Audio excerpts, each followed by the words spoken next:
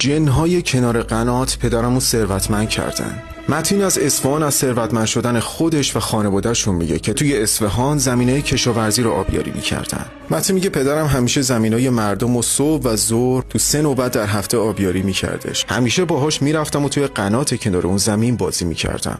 میگه یه روز موتورچی اون منطقه به بابام گفت که نوبت شما امشبه، شب باید بیای واسه آبیاری. میگه منم خیلی بدم میومد از شب، به خاطر اینکه محصولات اونجا ذرت بود. باد که میومد میوزید بین محصولا یه صدای ترسناکی ایجاد میکرد. من میترسیدم اون موقع. میگه اون شب که با بابام رفتم یکم کمکش کردم و آب و راه انداختم و اومدم یه ذره دراز کشیدم چون خسته بودم اون شب. پدرم گفت تو برو خسته ای. منم رفتم و بابام تنها موند اونجا، ولی نمیدونستن که قرار زندگیشون به کل اون شب عوض بشه. پدرش با یه کیسه پیاز برمیگرده که توش چند تکه طلای سنگین بوده. پدر گفته من که دیشب داشتم تو زمین کار میکردم تو رفتی، یه آقای اومد اصرار به من که بیا بریم یه عروسی اینجا هستش، نمیشه اینجا کار کنی. خب اکثر روستاییام اینجوری ان دیگه، وقتی یه جشنی یا یه مراسمی میگیرن به زور طرفا میکشونن که همه با هم آشنا ان دیگه. یه خونه ای اطراف اون زمینم بوده. بعد میگه تو راه بهم گفته بود که اصلا بسم الله فقط نگو اگه وارد شدی، یا الله و بسم الله و اینا نمیگی که اینا بجر کتکت میزنن.